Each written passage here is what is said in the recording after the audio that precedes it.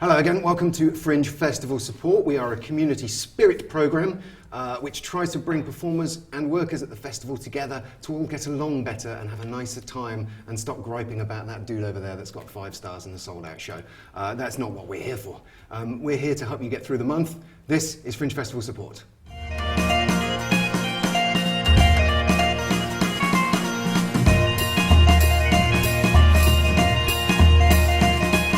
Hello there. So, Fringe Festival Support, we've got all of the information here so that I'm doing it right at the top of the programme so I don't forget. We've got the Twitter, the Facebook, the website where you can see all of our previous episodes from this year and last. And finally, our GoFundMe page, so go and throw some notes at it. We're here to talk about mental health and self-care and surviving through what is financially and anxiety-inducing month of most performers' year, and for the workers as well, who are doing like treble and double shifts all the time. Everybody deals with it slightly differently. We've got another 2 guests on who are going to tell us how they cope with it. Hello, guys. Hello. Today we've got Kit Redstone with us, and Glenn Moore. Hello. How are you doing? All right, feeling okay? How's it going so far?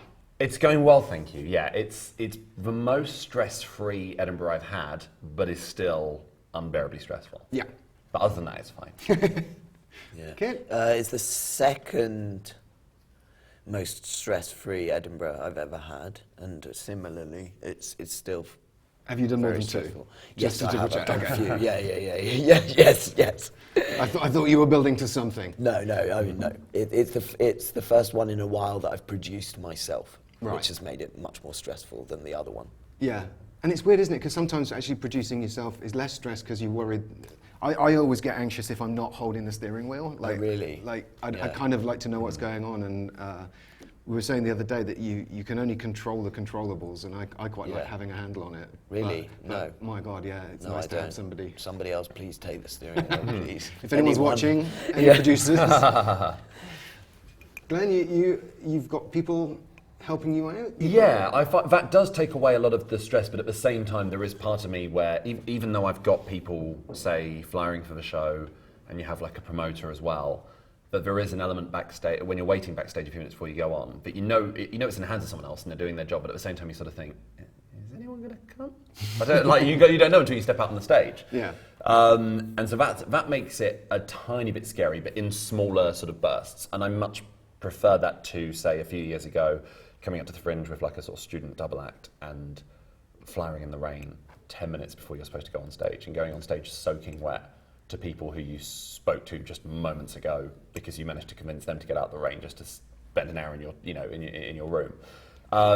So that element makes it a bit more, there's less to sort of worry about. But I really care about who's in, and I always really like to know who's in. And so like with PR companies and stuff like that, a lot of people don't like to know if a reviewer's in or anything like that. I'm like really, really keen to know, and I'm really keen to know as soon as the review comes out because I just want to be fully on top of it and aware of it, I think. And having been in the opposite situation before, I find there's nothing worse than if you have a show which doesn't sort of go particularly well, and if you're standing by the door afterwards and you see the audience leave and you see someone just carrying a notepad as they go out and you go, oh my God, there was a reviewer in, I wish I'd known. But at the same time, for a lot of people, they hate it if they do know there's a reviewer in, and but It's really interesting. We've had a lot of people sit in these chairs, and it's so interesting that people are vehemently one way or the other sometimes. Like there are people who like don't tell me until September. I don't want to hear anything about it, and I'm off social media. Like I don't want to hear anything from. I tried to do that for a whole Fringe. Tried to do that 2 years ago, and I didn't read any reviews or anything like that, and I still haven't read them. But that kind of makes me more nervous about what because I still haven't read them. That's good because we've got them here. It makes me it makes me nervous about what they say because I still haven't read them. Yet I find if worst comes to worst, I had like a bad review like a few years ago, then I find it easier to just read that, feel horrible for a day or two, and then you just forget it because you know what it says and then that's it. But there's sort of this real sort of Schrodinger's cat sort of situation with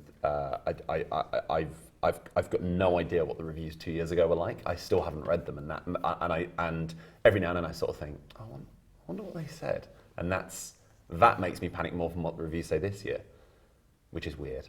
That's not an invitation for people on social media to suddenly pepper Glenn with quotes from 2 years ago. Don't do that. How do you do with reviews, do you? Well, I said that I wasn't going to read them this year, and I told everyone I wasn't going to read them this year, and then I ended up reading them.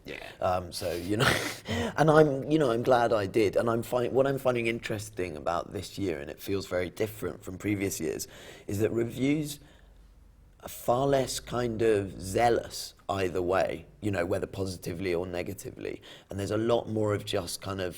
I've noticed a lot more of kind of straight reporting about what a show is, which is both sort of, I don't know, like, I guess it's good in some ways, but it's also hard to lift sort of things that you need from them. And I feel like there's a little, we've kind of reached a turning point with reviews where a lot of people kind of feel very frustrated by the sort of arbitrary nature. And I feel very much that, I was saying this earlier, that people get, every single show seems to get a whole gamut of different reviews to the point where they've become almost meaningless, so that's how I feel about them, really. Even when we get really good reviews, I'm like, yeah, but like every single production gets from someone a 5-star, a 3-star, a 4-star.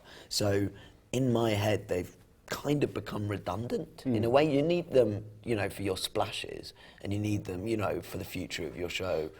But I think that's a pressure, isn't it? Because once you've got it on, once you're using them on your flyers. In fact, let's have a look. We've got both of them here. This is your show, Passengers, and this is your show, which has won the FFS name of the Fringe. Oh, great! Thank you. We very much enjoy a pun, so that's your award. It's a leaflet with winner. With winner on it. Okay, yes. Great. But yeah, you get a collection of stars and quotes. But everybody's got them, and you're not putting the bad ones on there. No, I mean, you'd be hard pressed to find a show that didn't have them. Yeah. And there's very little kind of genuine criticism of shows. There is a lot more of that. Here's an explanation of what it is. Yeah. And they're usually a bit more diplomatic with praise as well. I think reviewers are aware that their words can be misconstrued, and they don't necessarily want the faintest of praise to be splashed out across someone's posters, and to help them sort of really use that to their advantage. And so I find usually, if you're being reviewed by someone for the first time, even if they give you 4 stars or 5 stars, it's usually harder to find a pull quote than someone who's, say, given you nice reviews 3 years in a row. Because I feel by that point they feel a bit more confident giving a nicer statement and something you'd be able to sort of put on a flyer. But I think, certainly I've noticed in comedy, definitely a lot of people are starting to put not just a publication, but sometimes the name of the reviewer on as well. Because you might have a publication where there's a number of different reviewers for that publication, and there's one that people might sort of trust more. So they go, I want that person, I want everyone to know that's the person who reviewed my show. It wasn't just the freelance person who'd never reviewed for them before, that sort of thing. It's more important. Annoyingly, reviews are more important when the pressure's at its highest. Reviews are more important in your first year, I think, more than anything else. And then after you've been coming up for, say, a couple of years or so, if you do have those sort of good reviews from previous years, you sort of need them less, I think. Yeah. Because if you just take a publication at random, so something like The List magazine or something like that, if you've had 4 stars from them for the past couple of years, it's not immensely valuable to get another 4 stars from them this year. It's still nice, but you sort of go, well, it's not anything new to add to the poster or anything like that.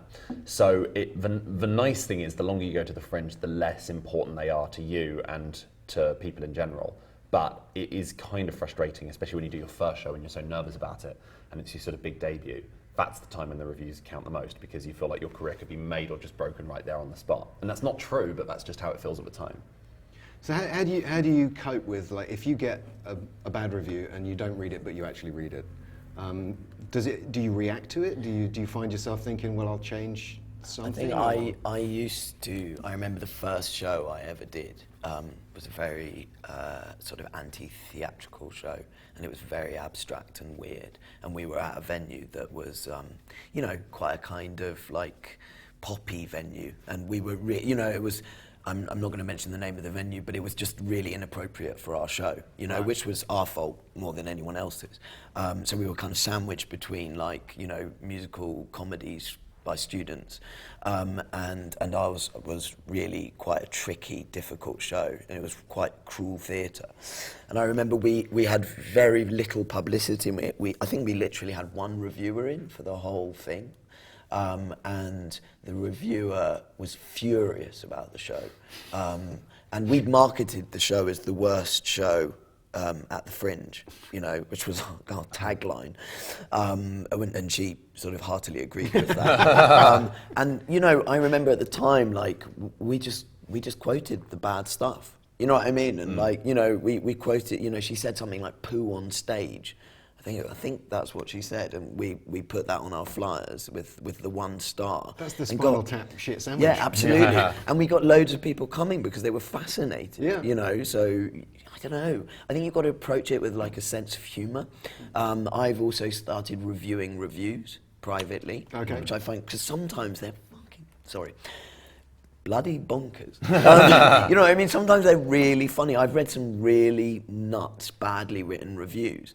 And not about our show, but I've just been reading reviews in general. Yeah. And sort of reclaiming my relationship with reviews. That's cathartic. But I think, everyone says don't read them. That's really hard to do, and not necessarily, as you say, like the best practice, But I think the best way to approach them is to acknowledge that reviewers, like the rest of the world, are a whole plethora of different people with different opinions. You know what I mean? They're not gods. They're literally just people. And a lot of it is luck. Like, there are certain reviewers that you're like, well, they're going to hate this. I hope they send this person because they at least like this sort of thing. Whereas if it's that person, then that's never going to work. Yeah. And the same circumstances that can really affect a show can easily affect a reviewer as well. Like, if you knew you had a terrifying reviewer in your audience and you spot them and you see that next to them is a really drunk person who keeps accidentally spilling beer into their lap, you go, I've lost a star there already. Yeah, I've already lost a star because of that person. I read a review once where they complained about the heat in the room and then gave it 2 stars. And I was like, this was for someone else's show. And I was like, that's so mean. That's so mean and unfair, We had a review last year that talked about the venue a hell of a lot, and it said it was this, very, very little talk about the actual play, and then it was all like this hotel. It's a hotel environment, so it's all very sterile, and you go in through the reception and blah blah blah. It was the Royal Society building. It wasn't even a hotel, and they spent like most paragraphs mentioned this hotel experience. It's like it wasn't one. I don't understand.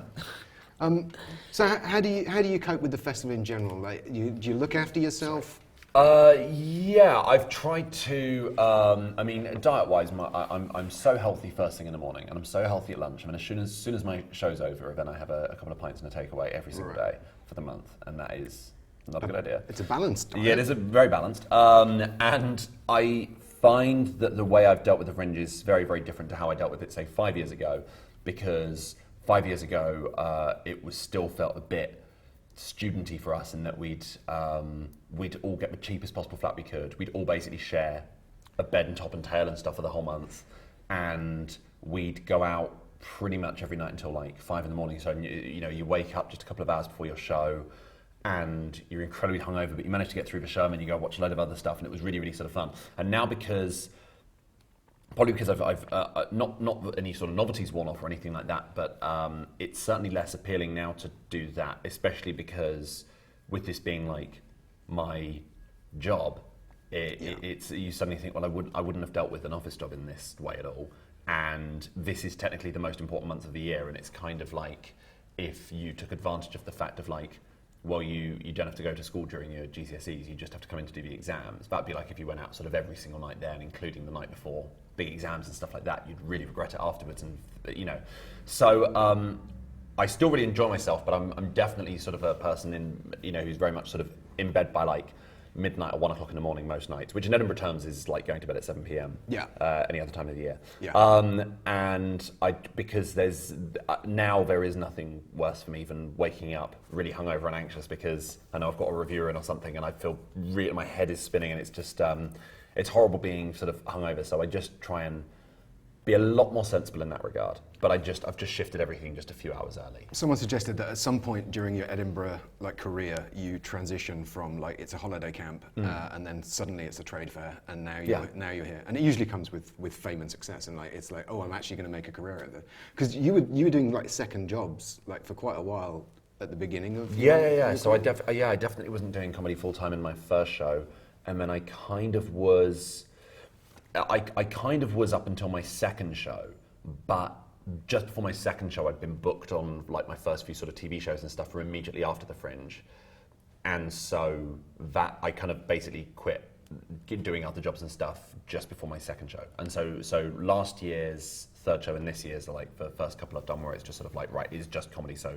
the show has got to be, and I've got enough time to work on it and make sure it's good. So I really do have to take it very seriously, and I'd be really annoyed with myself if I was I all went perfectly with it. It was just one day where I was just too hungover and the show wasn't as good. Yeah. Because also you're aware that, because also with earlier Fringes I'd done, you're doing shows which are cheaper as well, and you might, I've done pay what you want shows and stuff in the past, and you still want to do the best possible show you can, but there's just something certainly about the show I'm doing this year where it's okay, people are definitely paying a tenner or more, and it's a nice venue where there's very professional acts sort of either side. You've got to show the audience the same level of respect to it.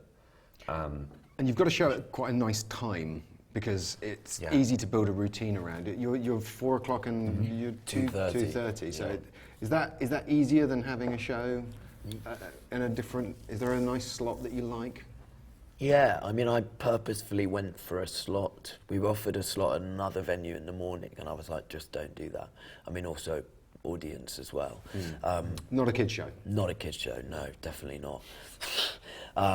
So yeah, for me it's really nice because it means you can have a kind of leisurely morning, and then you also, I find no matter what type of show it is, I will always be flooded with adrenaline for a couple of hours, which is why I don't really like doing evening shows at the Fringe, because it means that I really want to go out, and I guess doing it at 2:30 means that by about 6 o'clock I feel completely normal and like I'm just going to see theatre rather than sort of buzzing. Stick the one show on.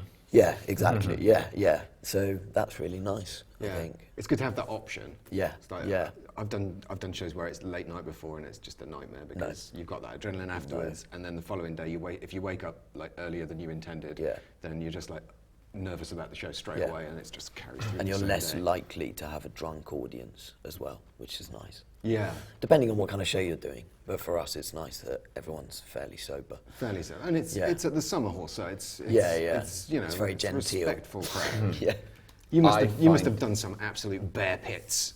Yeah, usually it's usually not the gigs that are really, really late night, with the exception of Late and Live, which even then that isn't as nightmarish as stories from the late 90s and early 2000s make it sound. It's a functioning gig. If you look around on YouTube, you can find the videos of things that went horribly wrong at Late and Live. And so I find those really late night ones are not the really drunk, rowdy people, because usually by then they've gone on to their night out. They're not seeing shows at that time. You've usually got an audience who are quite sort of up for a gig at that time. So I think I did a show when I came to the Fringe, I think about, God, it must have been 6 years ago, and I was just doing compilation shows and stuff like that. I was doing a sketch show that was at 1:30 in the afternoon. Then I was doing a stand-up compilation show at 8 o'clock, and then I was doing another stand-up compilation show that started at 1:30 in the morning. And so there were 12 hours between the first one starting and the last one starting, and it was always the middle show that was the one that would get the drunk people, because it was about 8 o'clock. Right. And that's when you get audiences who by that point have had a few drinks, because everyone in Edinburgh starts drinking a bit earlier than they normally would, because it feels like the weekend, So I find being on at 4 o'clock this year, people are maybe having their first pint of the day, and that's fine. That's especially the weekends, the weekend crowd, that come for a weekend. Yeah, they are on it. Exactly, but even by 4 p.m, it's usually not too bad. There's at most had a couple of drinks, and I think as well there's enough of a fourth wall in the venue I'm in that they don't. There's no interaction or anything like that, which is always sort of a big fear and a worry, because there is something about Edinburgh on weekends that suddenly makes you panic, because you're just aware that people have started drinking a lot earlier, and Saturday shows can be a real nightmare, and I don't really like to do gigs outside of my show on a Saturday, because you just come away feeling a tiny bit less confident about your kind of comedic ability or anything like that, because you go, that was just significantly tougher than it would have been if I was doing it on a Thursday. It's right. Just I keep coming to you just after you're having a swig of tea. It's like, oh, I'm safe to have a swig of tea. No, he's looking. No, God. Have you got like support up here? Who Yeah. So I mean, I think I when I said I'm producing my own show, I mean, I'm not collaborating with another company this time, but I have a producer who's amazing. I'd just like to put that out there. Yeah. So I think for me, this year is great. My team is incredible. Thank you. I'm really surrounded by the most amazing people. They're really professional. They're really kind. So yeah, like when I finish, I just like hanging out with them, really. How dare you? Yeah, and I think it's set a new precedent, and I think, you know, that's going to always be one of my priorities. I think is just making sure that there's a lot of love between the team, and it makes all the difference, you know. Have you had like years where it's been like a lonelier time? Yeah, or years Not where... that I'm trying to make you cry. No. I mean, no. I mean, I guess I've always had a team, but I guess, you know what I mean, there's having a team and there's having a team, you know, and there's kind of like people that you can really, really, really feel comfortable with, and there are other people that you like very much, but they're not necessarily that support, you know, nurturing, you know, for whatever reason. And I think that makes a massive difference, you know. And do you like to sort of stomp off on your own and find some quiet? Yeah, I do. I kind of need that. I often go for a potter in the morning before the show. An actual Just have potter? Potter's wheel? A potter's wheel, yeah. Kind of not dirty make a dancing. Ghost. Yeah. Just me. That's a good idea for a crossover, that. Yeah, Summerhall would be all over that. I know, Do it's that true. It's true. Pottery and dancing? On it. Glenn, you got people up with you? Yeah, I think it's, housemates are usually the biggest sort of support network you can sort of have when you're up here, especially if you're all in a similar sort of boat. So I'm living up here with my girlfriend who's producing some comedy shows, and it's nice because if we're both having stressful experiences, we're having different stressful experiences to each other, so we can at least empathise and not bring ourselves into it when we're talking about the other, you know, because I think there is always an element that if you're talking to another comedian about like a review you're unhappy with or anything like that, you know that they're also sort of thinking, well, I've had a bad one as well, you know. So so it's the both of us and then 3 other comedians, and we're just a nice close group of friends who are also kind of trying to be quite sensible at the Fringe. As much as I enjoy sort of going out and stuff at the Fringe, it has been really nice occasionally just sort of getting back after the show and just seeing one of my housemates sort of going, I'm going to order a pizza and watch a movie, and you sort of think, that's better, yeah, let's do that. It's a very careful balance, isn't it? I mean, I think that's the secret of getting through the whole month. It's like, you know, everybody's going to go out and have fun, everybody's going to go and see a load of shows, but there's a certain amount of shows you can see, and like you want to feel that you're seeing enough, but not too many, and it's just a very delicate little balancing act. While we're talking about support, I often plug in the middle of the show somewhere the events at Fringe Central. They do loads of like events to help you with strategic stuff like marketing and PR, how to look after your mental health, of which we are one part, but there are many others. You can find them all in the brochure here. But also, Fringe Central itself, the space has like printers and computers, so you can print out stuff and like do mechanical stuff like that. But it also has like bean bags and loads of people just hanging out. So if you are feeling lonely, if you're not having a great time and you want to meet people, it's a very good place to just go and sit on a bean bag and start talking to the person next to you. Do you spend a lot of time trying to get out of we keep talking about the bubble, but I think it's well established that it is the Edinburgh bubble. Yeah, I kind of try and go for a walk every day in a direction that isn't near Pleasance Guild Balloon, Assembly, Underbelly, all those sort of places. And so just up sort of past Summerhall, sort of Morningside sort of area, where it's just very suburban and quiet. It really you feel very, very sort of far removed, and that's quite nice. And then down on the other side, somewhere like near the Botanical Gardens, you just sort of go, right, that's as far away as I can get. And I think you can benefit as well from at any point, depending on what time your show is and if you can get sort of back and stuff, is just leaving Edinburgh for just a day or just an afternoon, because that can really, really help because you just being able to see the whole of Edinburgh on a train just in the distance makes you just go, everything important is just happening there, and outside of it, it doesn't matter. And you see other people going about their lives who have got nothing to do with the Fringe, and you think, of course, they couldn't care less about, like, this ultimately doesn't matter in the wider scheme of things because it's so easy to get it into your head. You sort of think, this is all everyone's thinking about, it's all everyone's talking about, and it becomes your whole world, so you assume it's everyone else's as well. And it isn't. A lot of people this year have talked about going to like North Berwick or just like somewhere on the coast. There's loads of places that are like 20 minutes like train, and it's not expensive. As you know, I don't know how much it is because I'm Metropolitan Elite. It's about £9. I was there on Saturday. Excellent. Yeah, and like places like Portobello and Leith, they also just feel like they're kind of not here, although you can still see it. Yeah. The other perspective thing I like is like Arthur's Seat or the Salisbury Crags, because then you can just go and look at it, and it's like, okay, that's all in there, and I feel like I'm outside of it. Exactly, yeah. You do a lot of wandering about? Yeah, I mean, we went to North Berwick. Our company went to North Berwick for the day on our day off, which was really lovely, and we took a rig out, so we paid to go out on a boat, a sort of tourist excursion, where they take you to little islands and show you a rock covered in millions of gannets, which smells very strongly of gannet shit. Okay. You know, which was interesting.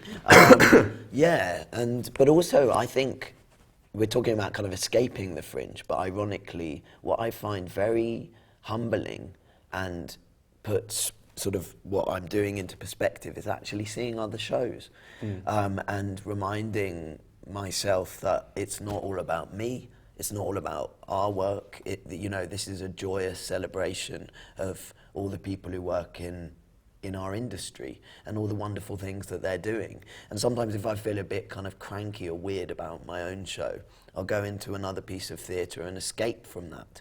And I actually find that really healing. Also, another thing I did this year, which I've never done before, and it's partly because we're doing a show about mental health, was I hired a mental health sort of artist, well-being practitioner, who worked with us on the first rehearsal, and then sort of I check in with her sort of every couple of weeks, and that was amazing, and I strongly recommend that. Also, I think a lot of people don't know this, but you can include extra in your ACE application for, you know, your Arts Council application for mental health support. So that's not within the 15,000. I'm talking about development, because obviously you can't get ACE funding for Edinburgh, but for your development period, you can enlist someone to help, and you don't have to pay for it, which is amazing. Yeah. So you come up in Mentally Strong, and then you kind of exactly. learn Yeah, and then you have that someone get to you check through it. in with, you know, and do Skype sessions with, and that's really, really, really useful. So yeah, that's been great this year. That's a fun piece of practical advice. We'll need to go and research that and put that on the screen, put a link in so that people can find out about it. Yeah, that's a good shout. I'm sure there's many of them around. There's a couple of booklets that are available that I keep plugging as well at Fringe Central. There's a small book about mental health and the Anxiety-Free Fringe, which, well, good luck with that. But I'm sure it's towards an anxiety-free Fringe rather than actually fixing it completely.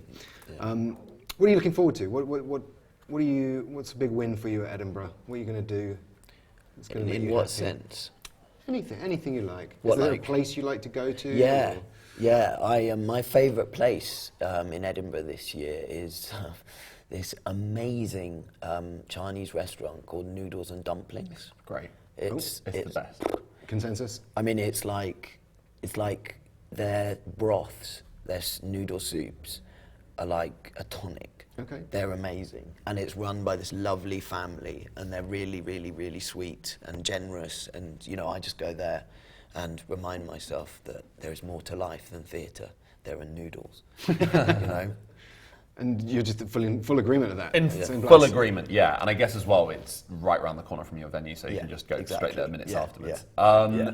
I think, do you know what the most cathartic thing about the Edinburgh Fringe is leaving? Not to say I don't enjoy it, I really, really enjoy it, but there is just something, knowing that you have sort of an end date. I always like to try and go on holiday like immediately from Edinburgh. I found last year there was nothing more cathartic than getting into a cab, going straight to the airport, and leaving Edinburgh by plane, and literally sort of fleeing the country. That was that felt very nice indeed, and I'm kind of looking forward to doing the same because you've always got in your diary, you know exactly what that feels like, and to just leave it immediately. I mean, once the experience is over, you just go, I can sort of forget about that for a while, because I feel like certainly in comedy you don't really know how successful your Fringe has been until months afterwards, because it takes so long for everyone in the industry to sort of get back to fully to working and sort of developing stuff and working back on stuff again. So you can kind of put it out of your head for a fair couple of months before you immediately have to start working on the next one. Yeah. I try and force myself to write at least one joke on the plane as I leave, so I can say at least I started working on the show at the earliest possible opportunity. That's next year's show. Yeah, and I'll never. I mean, that way, that means I will never have the worry the following year that, oh, did I start writing it too late? It's like, no, I wrote it at the earliest possible opportunity, or at least started to. I think some people might not realise that. Like, I was speaking to a venue manager the other day, and I was like, you know, when is the time that people should start? You know, they finish their Fringe this year, and then they have some time off, and you know, they think about what they might want to do next year. When's the best time to start talking to you about venues? And he's like, if you're not talking to us already, like, you should. If you know what you want to do, then there is no earlier opportunity than like while you're here, while everyone is around. Yeah. Just go up to people and say, right, I want to do this. But it is horrible to think about. Yeah. But let's just get this one done first. I think the future, you know, sort of thinking about the future and putting things in place is a really useful thing to do as well. You know, like whether your show is going well or not well, you know, just thinking, and if it's going badly, you know, just start thinking about the next one and how you're going to make that, you know what I mean, how you're going to learn from that experience and put things in place to maybe improve that situation or whatever. And also, you know, because I think I think we're talking a lot about mental health at the Fringe, but I think for me, actually, the Fringe is so giddy and exciting that sometimes, you know, you get swept up in that. And for me, definitely, the time when I'm at my most vulnerable is just after the Fringe, you know, which is probably what you're getting at when you're talking about going on holiday. And, you know, it's when you start to come down from all that excitement and all that sort of stimulation and sort of, you know, take stock of what's happened. And I think having things in place to do and knowing what you're going to do afterwards is as important as looking after yourself while you're in it. Because I mean, and you're talking about Arts Council funding. It's like if you're going to apply for that, when do you do that? So looking at, are you already thinking about like next year and? Yeah. What, for a new show and stuff like that? Yeah. Well, I'm just kind of like, you know, making sure. I guess for me, one of the main reasons to come to the Fringe is to forge collaborations with other people. So it's to see work that I like and invite them to see work, you know, to see my work, and then, you know, talk about making work in the future. So I'd say that's probably like 70% of the reason that I come here. Did you come up last year? No, I took a year off. No. I was going to say, because your show the previous year was very successful, and then you went off touring all over the place. Yeah, so we were touring like internationally for a couple of years, really, and then so I didn't really have time to make a show in that period. And also I wanted to be here for British Council because we were part of British Council that year and wanted to be here for some of the meetings this year. Were you jealous? Last year were you thinking, oh, I wish I was there? Where? Here. No. I'm not. It's not for me financially viable to do the Fringe every year anyway. Right. You know, so I often have a couple of years in between. Cool. So and that's like the natural kind of cycle of the show anyway. That if you've had a good time here and you get some nice notices, you're off on the travels with it. Yeah. And I do a lot of work outside of the UK. So, you know, I travel a lot with work. So I don't, you know, I'm not always in England in August. Is that for comedians that I guess there is a pressure that like you have to be here, like you. I think so, just purely because, and it's not imperative, if you don't go to the Fringe, you can really clean up, certainly on the circuit, the comedy circuit around the UK, because they're in such need of acts, because half the comedians have gone up to the Fringe.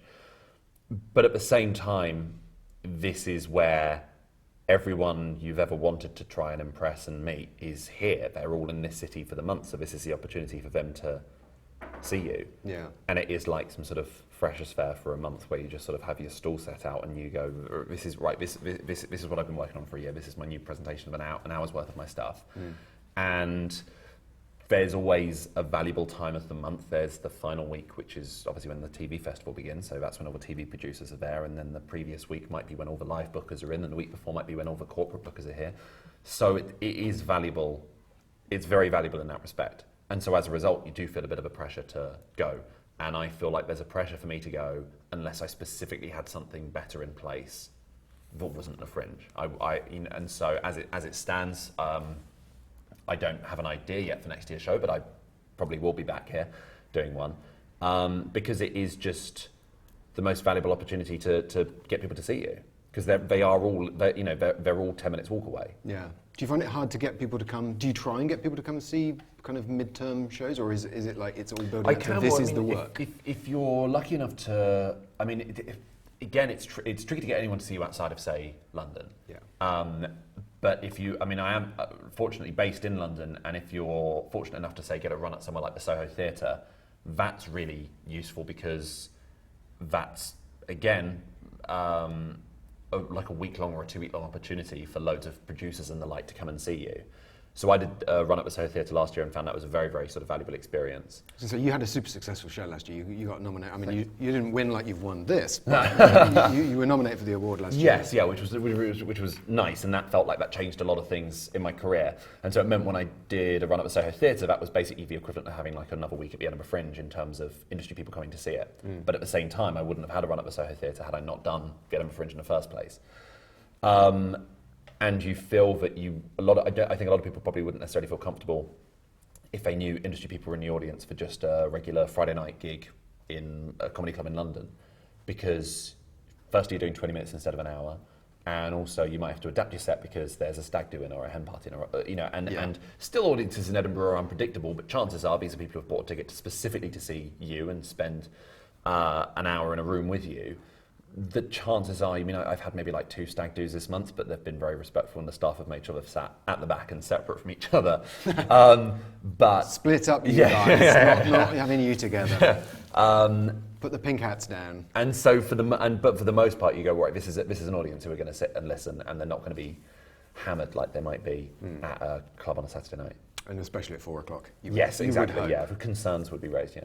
At this point in proceedings, I always remind people how important it is to stay hydrated. We're drinking delicious Yorkshire tea, who are our tea sponsors. We do not have coffee, not here, no. So you're looking forward to your holiday afterwards. Is there anything in Edinburgh that you want to do before you go?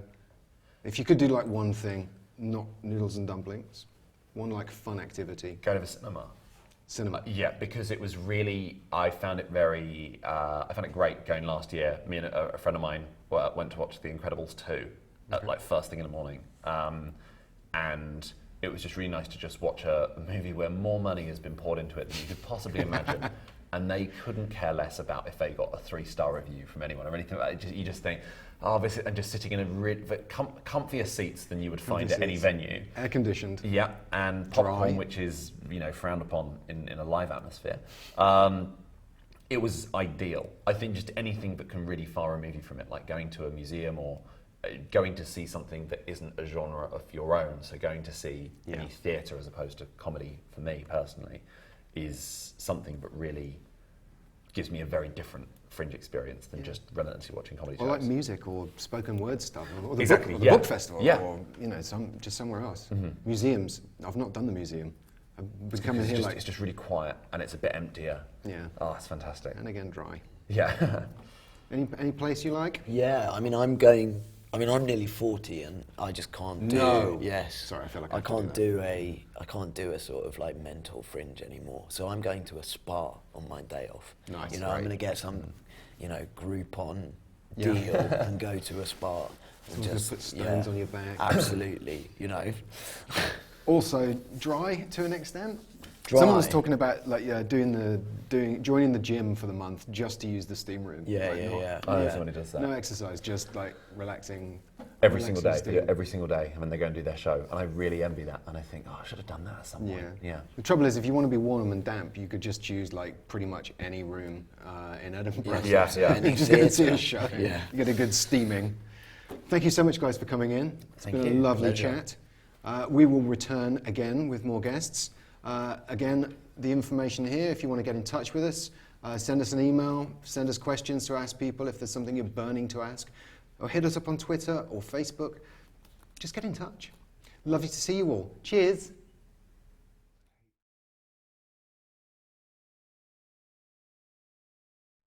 I know. And I do it just to annoy you sometimes, and sometimes it just comes out.